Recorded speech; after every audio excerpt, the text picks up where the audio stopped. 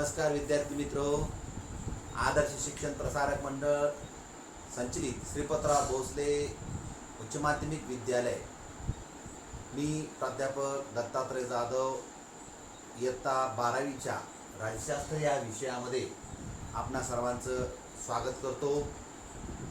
इयत्ता 12वीचा राज्यशास्त्राचा तिसरं प्रकरण आपण या प्रकरणाचा अभ्यास आपण आता या व्हिडिओमधून करणार आहोत। तिसरं प्रकरण आहे 1991 नंतरच्या महत्त्वाच्या संकल्पना आणि समस्या, विशेषतः मानवतावादी प्रश्नांचा अभ्यास या प्रकरणाच्या माध्यमातून आपण करणार आहोत। पहिल्या दोन प्रकरणांमध्ये आपण 1991 नंतरच्या जगातील बदलांचा अभ्यास केला। जगामध्ये कोणकोणते बदल झाले 1991 नंतर, जे जागतिकीकरणाचं वारं सगळ्या जगभर आलं, त्यातून भारतासारखा देशही सुटला नाही आणि त्यामुळे नेमका जगात काय बदल झाला हा आपण अभ्यासला।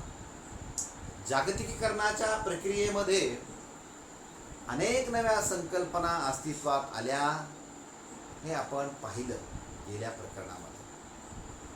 जसे सहभागी राज्याची संकल्पना असेल किंवा मानवी हक्कांबाबतची जागरूकता असेल किंवा बिगर राजकीय अभिकर्त्यांचे वाढते महत्त्व, या सर्वच नव्या संकल्पना आपण गेल्या प्रकरणांमध्ये अभ्यासल्या। आजच्या या तिसऱ्या प्रकरणामध्ये 1991 नंतरच्या महत्त्वाच्या संकल्पना आणि समस्यांचा अभ्यास करत असताना मानवतावादी प्रश्नांवरती आपल्याला या प्रकरणातून अभ्यास करायचा आहे। मग मानवतावादी प्रश्न कोणकोणते असतील? विशेषतः आज मानवाच्या दृष्टीनं भेडसावणारी गंभीर अशी समस्या म्हणजे पर्यावरणाचा होत चाललेला ऱ्हास। म्हणजेच पर्यावरण ही संकल्पना आता मानवतावादी प्रश्न होऊन बसलेला आहे। पर्यावरणाचा प्रश्न असेल किंवा गरिबी आणि विकास योजनांचे दृष्टिकोन असतील किंवा गरिबीमुळे विकासावर होणारा परिणाम ही समस्या असेल किंवा लिंगभाव विषयक दृष्टिकोन असेल, जसं की स्त्री आणि पुरुष, हे सर्वच प्रश्न आता मानवतावादी प्रश्न झालेले आहेत। या पाठामध्ये आपण या प्रश्नांचा विचार करून त्या प्रश्नांना भारतानं कशा पद्धतीनं हाताळलं हे समजून घेण्याचा प्रयत्न आपल्याला करायचा आहे। त्यामुळे आपण सर्वप्रथम या प्रकरणामध्ये पहिला मुद्दा म्हणून पर्यावरण आणि शाश्वतता, एन्व्हायरमेंट अँड सस्टेनेबिलिटी, याचा आपल्याला विचार करायचा आहे। आणि या मुद्द्याचा अभ्यास करत असताना त्यातील विशेषतः पर्यावरण म्हणजे काय, कशाला म्हणायचं पर्यावरण, आपल्याला याची व्याख्या करता येईल की नेमकं पर्यावरण म्हणजे काय। आपण ज्या परिस्थितीमध्ये वावरतो, आपल्या अवतीभोवती आजूबाजूला जे काही दिसतंय,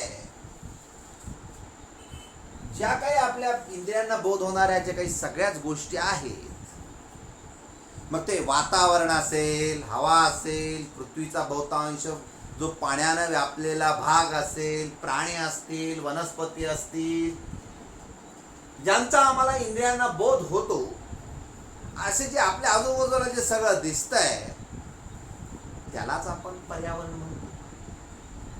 पर्यावरण म्हणजे ज्या वातावरणामध्ये माणूस, प्राणी आणि वनस्पती राहतात,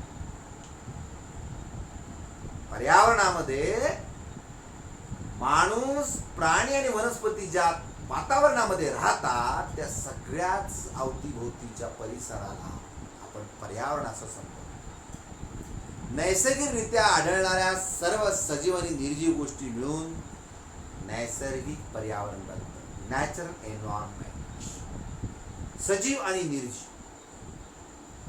जंगले, नद्या, पहाड, पर्वतरांगा, वाळवंटी प्रदेश हे सर्वच निर्जीव जरी असले आणि प्राणी, वनस्पती, विविध प्रकारचे जीव हे सजीव जरी असले तरी या दोघांचं मिळून पर्यावरण होतं हे आपल्याला विसरता कामा नये. आणि यालाच आपण नैसर्गिक पर्यावरण असं म्हणतो.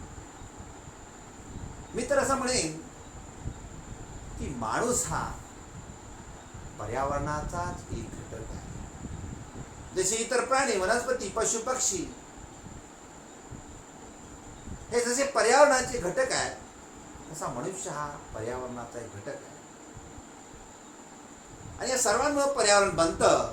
यामध्ये माती आली, हवा आली, पाणी, खडक, विविध प्रकारचे हवामान इत्यादींचा समावेश केला जातो.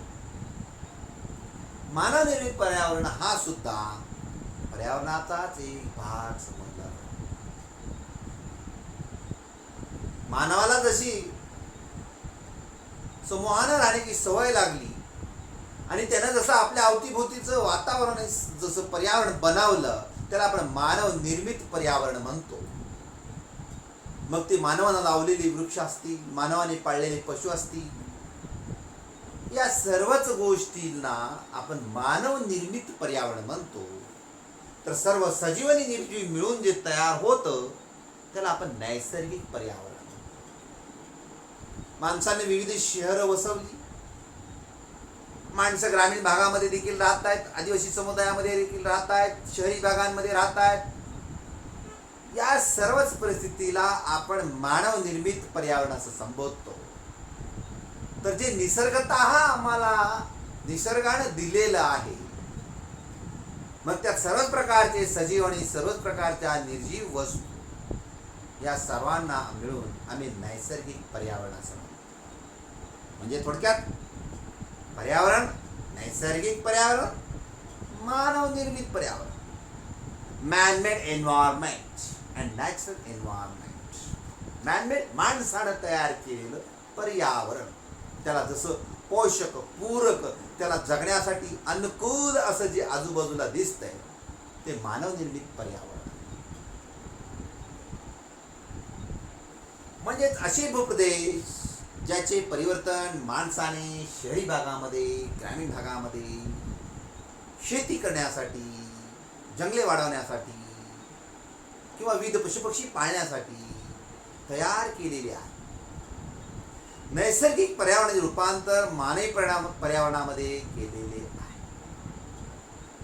निसर्गतः मानवासाठी खूप अनुकूल अशी किंवा प्रतिकूल अशी जी काही परिस्थिती असेल याचं रूपांतर मानवानं काय केलेलं आहे, मानवी पर्यावरणामध्ये आपल्याला जसं अनुकूल असेल तशा पद्धतीने तयार.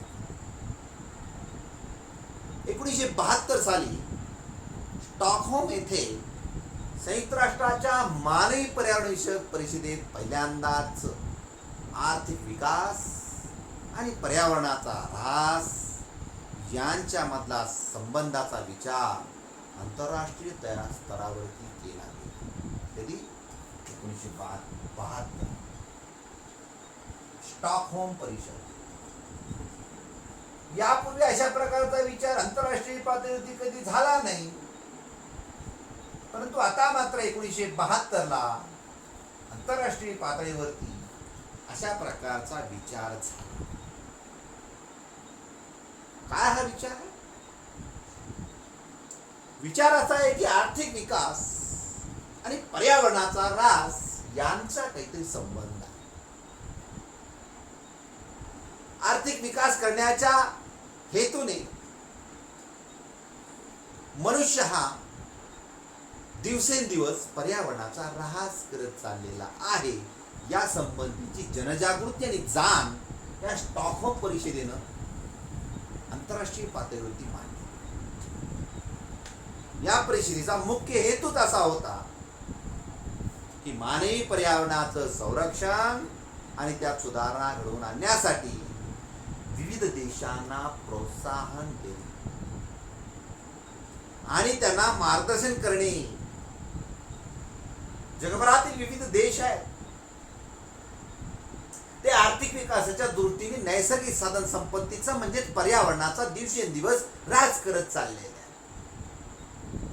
जसं की भारतामध्ये दगडी कोळशाच्या उत्पादनाच्या बाबतीत विविध भागामध्ये, जसं की बिहारच्या काही परिसरामध्ये प्रचंड दगडी कोळशाच्या खाणी आहेत आणि या भूगर्भातून प्रचंड मोठ्या प्रमाणामध्ये दगडी कोळशाचं उत्खनन केलं जातंय, तो बाजूला काढला जातोय.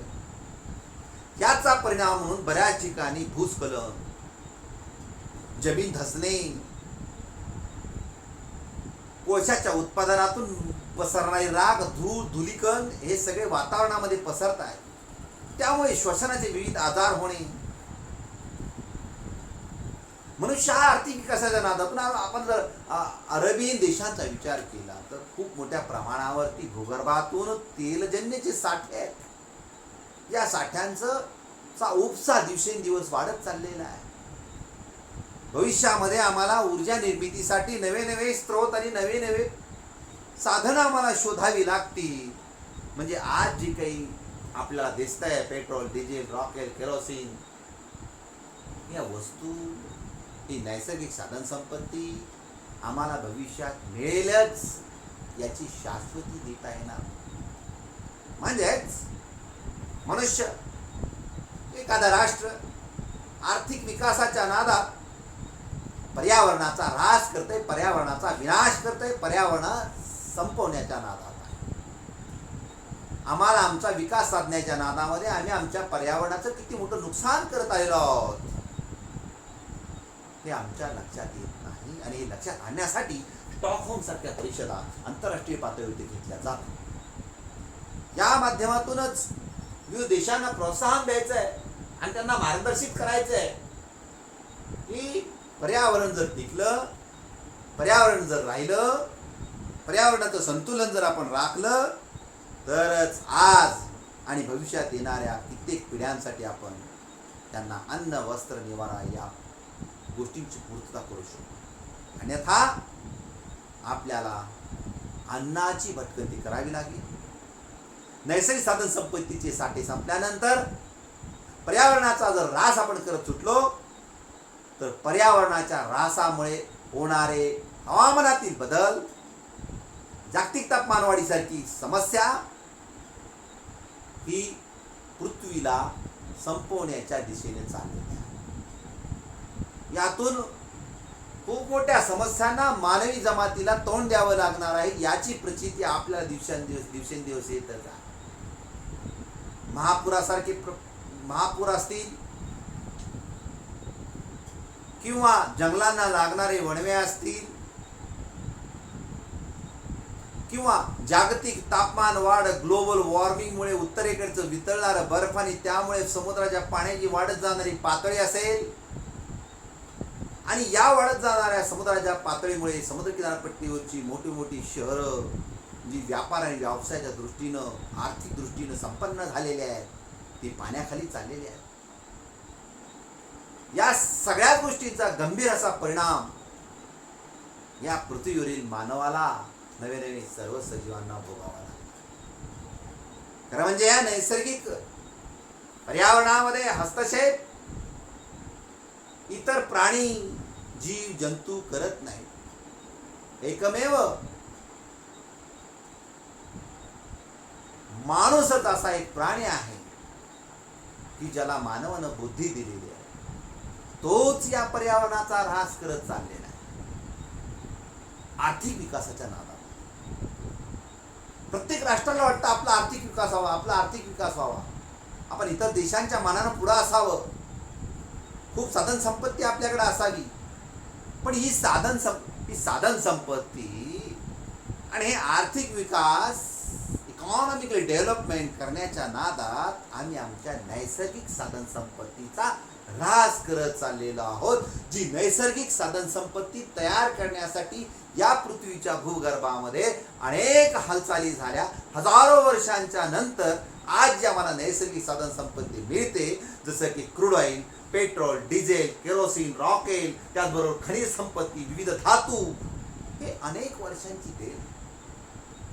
या वस्तूंचा, या नैसर्गिक साधन संपत्तीचा आम्ही वारेमापपणे जर वापर करू लागलो आणि त्याचं आम्ही जर त्याचं उत्खनन करून त्याचं उत्पादन करायला लागलो, ते भूगर्भातून बाहेर काढायला लागलो, तर हे साठे एक ना एक दिवस संपणार आहे. नैसर्गिक साधन संपत्ती मर्यादित आहे, ती कधीतरी संपणार आहे. तिचं आम्हाला जतन करायला हवं, पर्यावरणाचं संरक्षण आणि संवर्धन करायला हवं. तेव्हाच या पृथ्वीतलावरती सजीवांना राहण्यास अनुकूल असं वातावरण राहील, अन्यथा पृथ्वीचा विनाश अटळ आहे. 1983 साली संयुक्त राष्ट्रानं जागतिक पर्यावरण आणि विकास आयोगाची स्थापना केली. 1983 पुढचं पाव 1983 जागतिक पर्यावरण आणि विकास आयोगाची स्थापना केली. संयुक्त राष्ट्र, युनायटेड नेशन, जगाची संसद, युनोनं काय केलं की 1983 ला संयुक्त जागतिक पर्यावरण आणि विकास त्याचा आयोग, जागतिक पर्यावरण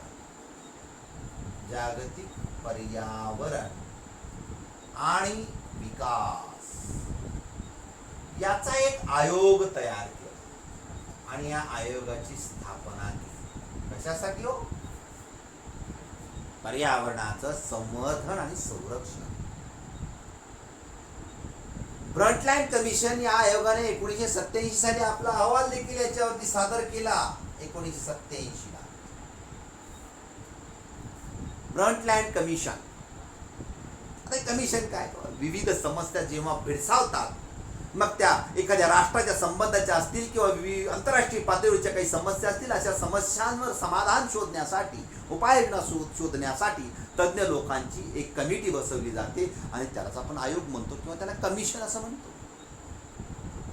या कमिटीनं आपला अहवाल सादर केला. या अहवालामध्ये केवळ आर्थिक वाढीचाच नाही तर शाश्वत विकासाचा पर्यायी दृष्टिकोन मांडण्यात आला.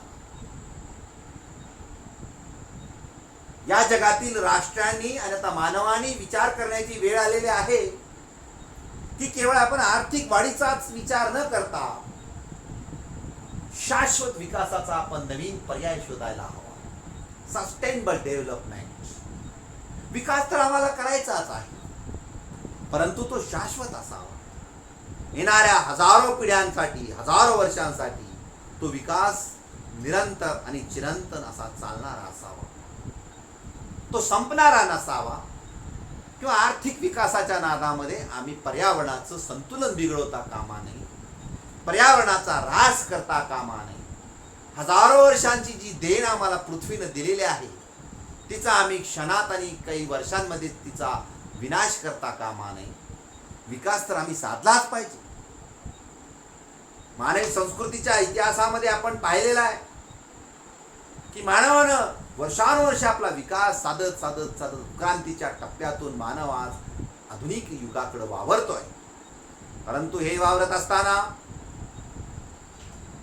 गेल्या हजारो वर्षामध्ये जेवढं पृथ्वीचं नुकसान आणि पर्यावरणाचं नुकसान झालं नाही, तेवढं केवळ अलीकडच्या 200-250 वर्षांमध्ये या पृथ्वीचं प्रचंड नुकसान आणि पृथ्वीतील नैसर्गिक साधन संपत्तीचा आम्ही ऱ्हास केलेला आहे. जसं की आधुनिक युगाचा जसा आरंभ झाला तसा पर्यावरणाचा ऱ्हासच सुरू झाला. त्या अगोदर शेकडो हजारो वर्षापूर्वी माणूस उत्क्रांतीच्या विविध टप्प्यातून आपला विकास साधत साधत साधत आला, परंतु त्यानं पर्यावरणाचा ऱ्हास नाही केला. पण आधुनिक कालखंडामध्ये माणूस या पर्यावरणाचा ऱ्हास करतोय आणि या पृथ्वीचा आता विनाश जवळ आला की काय अशी परिस्थिती निर्माण झालेली आहे. आपण आजूबाजूला वर्तमानपत्रातून विविध आंतरराष्ट्रीय पातळीवरती, राष्ट्रीय पातळीवरती घडणाऱ्या घटनांचा अभ्यास करतो. मग जमीन भूस्खलन असेल किंवा विविध पशुपक्ष्यांच्या प्रजातींचा आता हळूहळू विनाश होत चाललेला असेल, ते पशुपक्षी दुर्मिळ होत चाललेले असतील किंवा महापुरांसारख्या काही घटना असतील किंवा समुद्राच्या पाण्याच्या पातळीची वाढ होणे असेल किंवा किनारपट्टीवरच्या महानगरांमध्ये पावसाळ्याच्या दिवसामध्ये येणारी पूरजन्य परिस्थिती असेल, हे सगळं संतुलन बिघडलेलं आहे. हे सगळं पर्यावरणाचं बिघडलेलं संतुलन आपल्याला पाहायला मिळतं. म्हणूनच तर ब्रंटलँड कमिशननं 1987 ला एक अहवाल सादर केला आणि या अहवालामध्ये आपला दृष्टिकोन मांडला तो म्हणजे पर्यायी दृष्टिकोन, की केवळ आर्थिक वाढीचा विकासाचा मुद्दा न धरता शाश्वत विकास झाला पाहिजे. सगळ्यांनी शाश्वत विकास केला पाहिजे. म्हणजेच आपल्या राष्ट्राचा विकास करत असताना पर्यावरणाचं संतुलन बिघडता कामा नये. सस्टेनेबल डेव्हलपमेंट अलीकडं अतिशय विचारपूर्वक चालणारा मुद्दा आणि प्रत्येक राष्ट्राला विचार करायला लावणारा मुद्दा तो म्हणजे सस्टेनेबल डेव्हलपमेंट. संयुक्त राष्ट्राच्या आमसभेमध्ये संयुक्त राष्ट्राची पर्यावरणीय विकास परिषद बोलवली. ही परिषद ब्रंटलाइन कमिशनच्या अहवालाचा आढावा घेणार आहोत. आता युनायटेड नेशन संयुक्त राष्ट्र म्हणजे जगाची संसद, जी काही 193 सध्याचे सदस्य राष्ट्र आहेत, ही आंतरराष्ट्रीय पातळीवरती पृथ्वीचं वसुंधरा वाचवण्याचं काम करते. या परिषदेचा हेतू सामाजिक आर्थिक विकास घडवून आणणारी तसेच पर्यावरणाचा ऱ्हास रोखणारी विकासाची संकल्पना समजून घेण्याचा होता. विकासाची संकल्पना समजून घेतली पाहिजे. त्याचबरोबर विकसनशील राष्ट्र आणि औद्योगिक प्रगत राष्ट्रे यांच्या एकत्रित प्रयत्नातून पृथ्वीचे सुदृढ भविष्य साधणे हे देखील या परिषदेचे उद्दिष्ट होते. विकसनशील राष्ट्र आणि औद्योगिक प्रगत राष्ट्र यांच्या एकत्रित प्रयत्नातून पृथ्वीचं सुदृढ भविष्य साधायचं. म्हणजे विकसनशील राष्ट्र आपला विकास साधण्याच्या दृष्टिकोनातून प्रयत्न करतात, पण औद्योगिक प्रगत राष्ट्र मात्र नैसर्गिक साधन संपत्तीचा वारेमाप वापर करतायत आणि या दोघांच्या एकत्रित प्रयत्नातून पृथ्वीचं सुदृढ उद्याचं भविष्य काय याविषयीचं उद्दिष्ट या परिषदेचं होतं.